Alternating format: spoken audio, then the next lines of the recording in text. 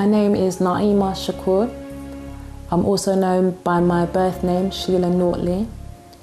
I'm a former model and currently work as a producer for film and television.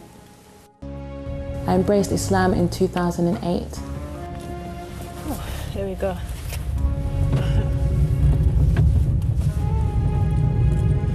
I was brought up in Mitcham, born and bred in Mitcham, which is just on the borderline of London and Surrey. It's quite a nice, well, it's got its good parts and it's got its bad parts. The part that I'm from is actually technically more modern. Growing up, it was actually quite a racist area. Loads of NFs, which are National Front people, so, you know, kind of like, they didn't really like black people. But I went to school in Tooting, which was a lot more multicultural. In primary school, there weren't that many Muslim children at all, not that I can remember. Or, to be honest, growing up, I had a lack of understanding about Islam. So I always thought Islam was a religion for Asians and Arabs. So at school, a lot of the children may have been Muslim, but I just would have thought, you know, the Asian kids are of Hinduism or Islam and not really known the difference. But growing up, secondary school, there were 1 or 2 Muslims. And I remember when I was in sixth form, I was about 16, 17, and there was a girl, a Muslim girl, and she didn't cover her hair. And I remember saying to her, "Are you Muslim?" She said, "Yeah." I said, "Why don't you wear hijab?" I said, "Do you believe that God wrote the Quran?" She said, "Yeah." And he said, "You should wear hijab." She said, "Yeah." I said, "So why don't you wear it?"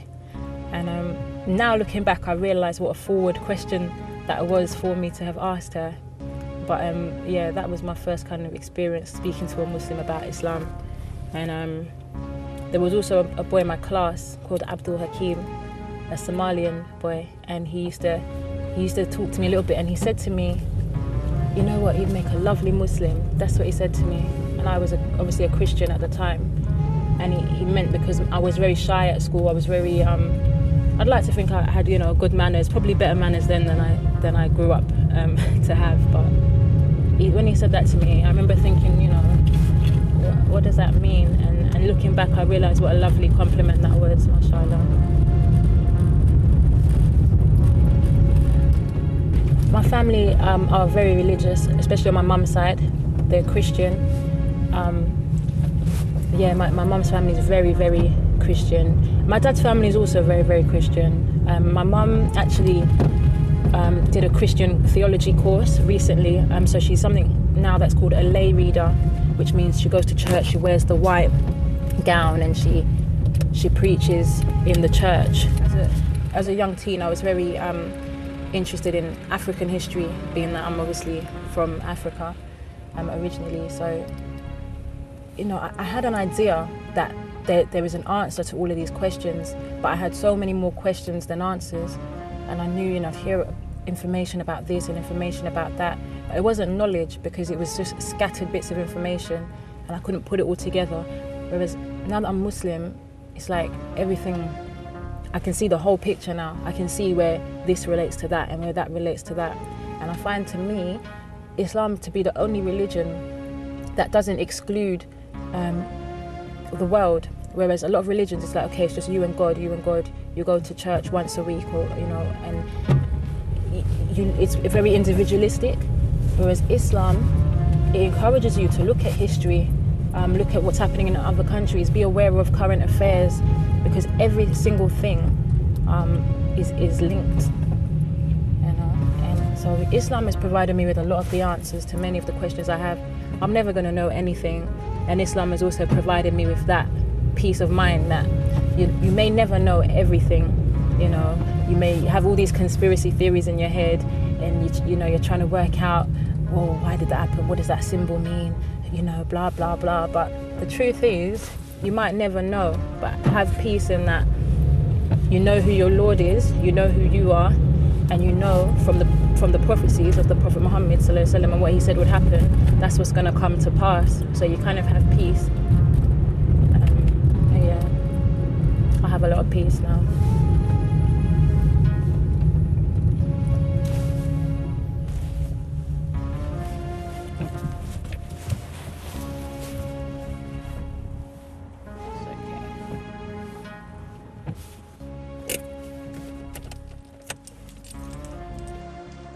as a child growing up in the church, I would go every Sunday to church with my family, and I used to quite enjoy it. My mum's church was a Church of England church, so it wasn't quite, you know, there's a lot of churches which are quite charismatic and they clap and they sing. This church was very formal. I remember getting in trouble for talking and things like this in church. But it wasn't somewhere I particularly wanted to go. I remember when it got to the point when I was doing my confirmation, there's a process that you go through. When you're about 14 and you're old enough to make your own decisions, they do what's called a confirmation in the church to kind of confirm you into Christianity now that you're a young man or a young woman. And it was at that point that the trouble really started, because I started asking a lot of questions. You know, I was a very inquisitive child and I was not stupid. I think I was quite an intelligent young lady, so mashallah. So I would ask questions, and I'd go and I'd ask my questions, and they started to have a problem with that, and they'd be like, oh, she's putting up her hand again. And it got to a point, it got so bad that they said I shouldn't be confirmed. They said, you're obviously not ready. And that's when I thought, how can I have faith in something or believe in something and they don't want me to ask any questions? And my questions were sincere. They weren't to cause trouble, but I wanted to know, you know, why there were so many discrepancies in the Bible. And I think my questions were also making other people say, yeah, why is that? You know, why is this? And they didn't have the answers. And rather than say, we'll find out the answers, they said, you're not ready. And I thought, yeah, maybe I'm not. And it was at that point that I just kind of realised, yeah, there were a few question marks for me about in the religion of Christianity. And I've always been someone who's searching. And that's what I was doing. I was kind of, I was online and I was trying to make Christianity make sense for me, because I believed there was a God. I believed, you know, reading the Bible, I believed a lot of it. I believed in the prophets. I believed that God wouldn't leave us on this earth without giving us a guidance. But I couldn't understand why there were so many mistakes, so many discrepancies. I knew that it had been changed. I knew why it had been changed. So I kind of felt, I believe in a God who would allow me to use my intellect to reason and rationalize. And so basically at the point when I embraced Islam, I was trying to find a way to make Christianity work for me. I had a friend, a Muslim friend, who I couldn't, he basically just recently got married, so I wasn't able to speak to him much.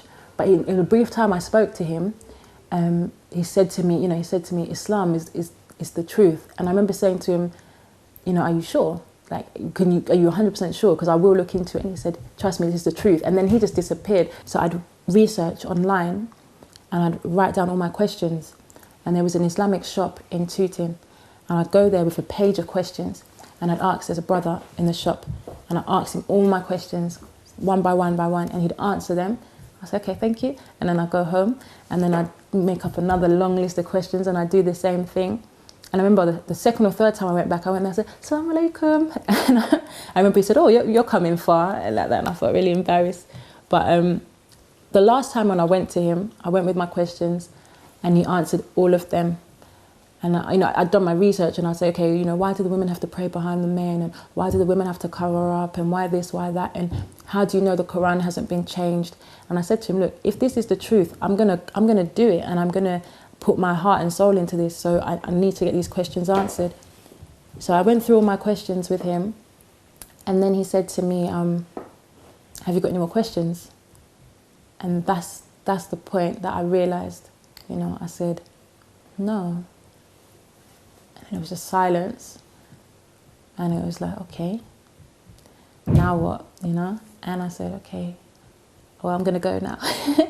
And he's like, well, if you have no more questions, you have no more questions. And it was at that point that I realised that if I leave this shop, I thought in my heart, if I leave this shop, and I know now that this is the truth, if I leave this shop and I haven't embraced this religion and anything happens to me, I'm going to be accountable for not making the decision that I know to be the truth. So I said, I want to become a Muslim. And he was so surprised. He said, what, now, here, now? I said, yeah. So there were some other brothers, and he called them in to be witnesses. and then they repeated the Shahada completely.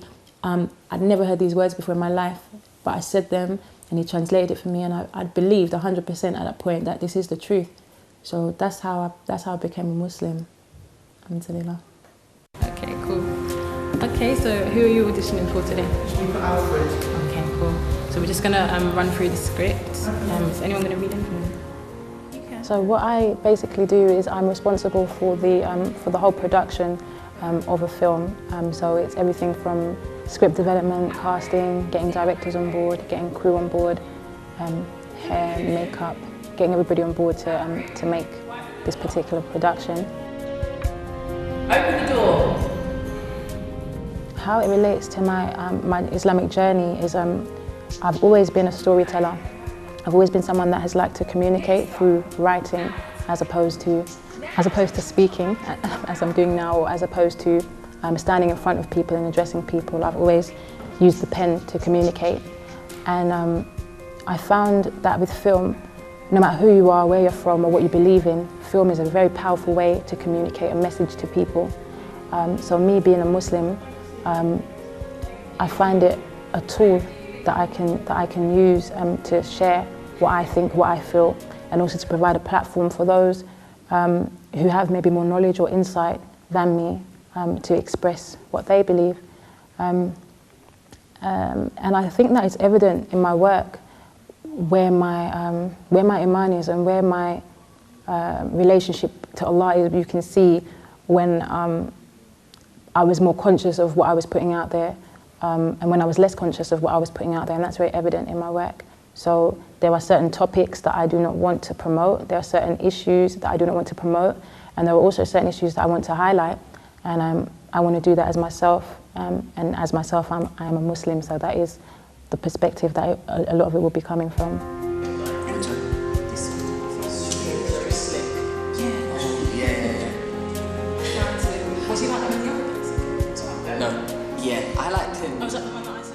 I'm Daniel Bailey, I'm an actor. I met Naima in 2005.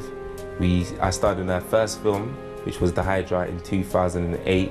It won an award at the Black Filmmakers Award in 2009. When I first met Naima, she wasn't Muslim at the time. She was, I would say, more leaning towards Christian faith at that moment in time. It was a bit of a shock because, as I said, she had very strong Christian friends, very, very strong, and the reactions from some of her friends were they were a bit thrown off. They didn't understand why she had converted, or what pushed her to convert, or what she had found why she chose to convert. So they maybe wasn't as accepting at that time. Being a Muslim isn't the easiest thing in the Western world at this time, especially getting into media, getting into that industry is very difficult. For you to be a woman is difficult, for you to be a black woman is difficult, for you to be a woman that's black, that's also Muslim, you can imagine it's very, very difficult. But I don't think she hasn't allowed that to be a stumbling block. She hasn't allowed that to halt her in any way or hinder her careers or aspirations. She hasn't allowed that to become a barrier, and that's why I love her for that. Because honestly, it's an ongoing battle. Just coming into a room with a hijab amongst executives can be intimidating for them. I think not for her, but for them. For me personally, I was always going to stick by Naima, and I was happy that she converted, because once she had converted, I could see that she got more focused. She definitely started pursuing her dreams much more, and she became more of a woman.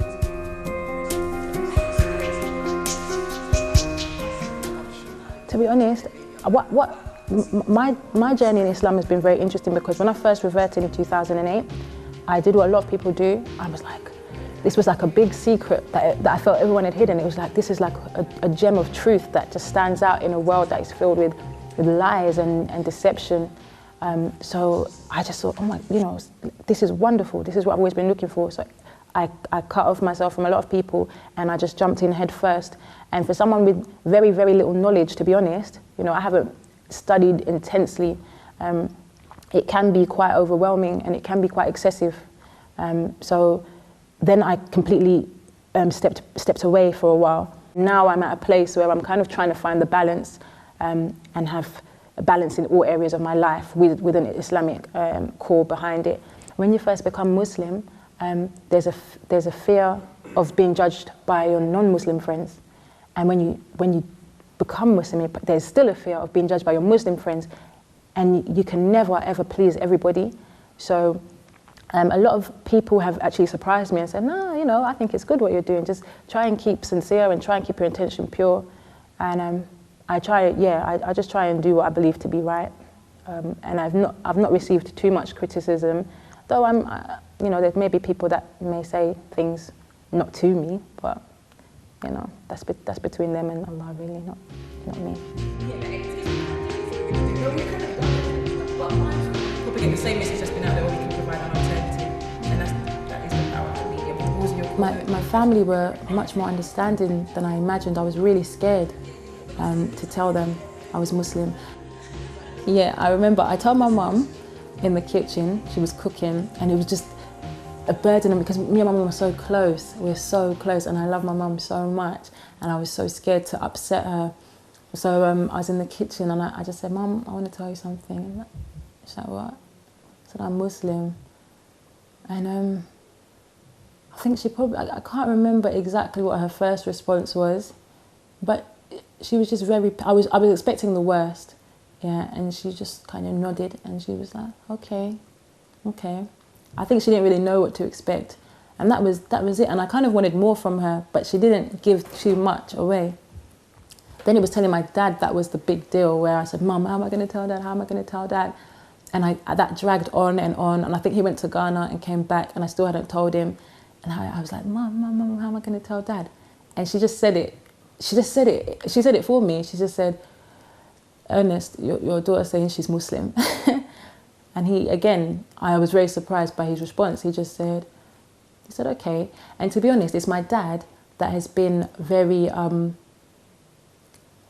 I think it's brought me and my dad closer, strangely enough, because when my family, my extended family, well, you know, my auntie, she's very Christian, and she said, "The devil's got you," and blah, blah, blah. And she phoned him, my dad's sister, to speak to him. And she said, "Oh, I want to speak to Naima." She came on the phone and she said, "You know, what are you doing? You know, the devil has obviously got you, you're being misled." And my dad took the phone away from her, and he said, he just really defended me. And I was so surprised and so happy. And he said to her, what she believes and what we believe is the same. We believe in one God. But then he said, we worship him through Jesus. She worships him through Muhammad. So I let him finish. And then I said, "Actually, Dad, we don't actually worship through Muhammad. Listen, we just believe we can worship God directly." And he's like, "Really?" And I said, "Yeah." And he said, "Okay." And he'd listen to me, you know, and one time I remember he said to me as well, he said, "If what you're doing is correct, then you have to teach us." He said, because we don't know. And he said, all of our grandma, our great-grandma, your ancestors, as far back as he knows, have all been Christian. And he said, "You're doing something different. And if what you're doing is the truth, you need to tell us about it." And he always would give me these, and he still does, give me these opportunities to speak with him. And I remember when I had the chickenpox, I had chickenpox quite late. I had chickenpox a few months ago, April. And it was horrible. And again, my dad, when I was better, he knocked on my door. He said, "You're better?" And I said, "Yeah." He said, "It's Allah that healed you." And he said, "Allahu Akbar, Allahu Akbar." And I took my phone out and I started recording, because I said, I can't believe it, you know what I mean? And he really does make an effort. When anything goes right for me, he makes an effort, and my mum as well. So I can't complain. You know, the meat in the house is usually they buy halal. If it's not halal, they'll tell me. You know, and we can now just have a joke and a laugh. Like one time my mum cooked and it smelled so nice. I was like, "Oh, Mum, I can't wait." And she said, "Oh, it's pork." And I said, "Oh, Mum, you're persecuting me." I said, "Why are you persecuting the Muslims?" And we just have a joke like that, because obviously I can't eat it. So now things are okay, but me and my mum, there has been a bit of a distance between us, which has been quite hard for me. Yeah, but we're getting there. Alhamdulillah, we're getting there. Okay, Mom? Hello. Where have you been? I went to Aisha's for a little bit. We were casting for my new film and all that kind of stuff. So busy. I know. Same here, same here. Mum, everyone wants to know, how did you feel when I told you I was Muslim or I was becoming Muslim? It was very difficult for me, really. Because I remember when you came home from uni and then you started putting scarves on your, when you were going out, and I thought, what's happening? In the summer, and you got scarves. Around my neck when I go out, then I I started suspecting, but I couldn't ask because probably I was scared of the answer I would get. But then eventually, you told me, and I thought, that really took me back a bit. Has it got easier? I think so, even though it's still difficult. But, as you know, I did this interfaith thing on my course. Mm-hmm. So probably it's opened my eyes a bit to it, but it's still very difficult for me because thinking that I've taken you to church and, I want you to get involved in all these churchy things in my church, where I am now as a lay reader, it's difficult for me. Yeah. It's really difficult for me. What's the hardest part? Is it the way I dress, or is it when I have to say, I'm going to go pray, or what do you find difficult? I don't mind about prayers at all because I'm all for prayers. So what do you find But I think, well, to be honest, I've been saying this all the time, that because of these terrorist things, I just get scared for you. Yeah. Dressed like that, because everybody will know, Muslims, and there's like they've painted Muslims as being. But what about you? Do you have that? Do you think that Muslims are terrorists? Is that what you think? Because I'm not going to go into. I know, but how do you feel when other people in the family are quite kind of a bit harsh? Why am I becoming Muslim? Why am I dressing this way? How do you cope with it? Well, the only thing I say is that I've been always praying to God to guide you and guide me. If I'm going the wrong way, rather, He will guide me where to go. So, I can't really judge you in that way that, you are doing something wrong. Beautiful, Mom. You know what I mean? You're beautiful. Because I do the same thing. Yeah. I pray for God to guide me, and for God to guide you, and for God to guide the family. Yes. And in the 5 prayers that we do, we say Ihdinas Sirat al-Mustaqim, which means guide us on the straight path, the path of those who it goes on to say the path of those who you have chosen. And I think whether you're Christian or Muslim, whatever you are, you want to be guided to the straight path. Exactly. So my prayer for you is the same. Yeah, so it's same both ways, really. We just take each day at a time. You keep praying, I keep praying, and then we'll see what the Almighty will do. Yeah. That's what I believe in, inshallah. Yeah. That's a proper cutter, don't be shy. She's so small that I actually just have to hold her. But I love you so much, Mum, and thank you for it. I really, really do appreciate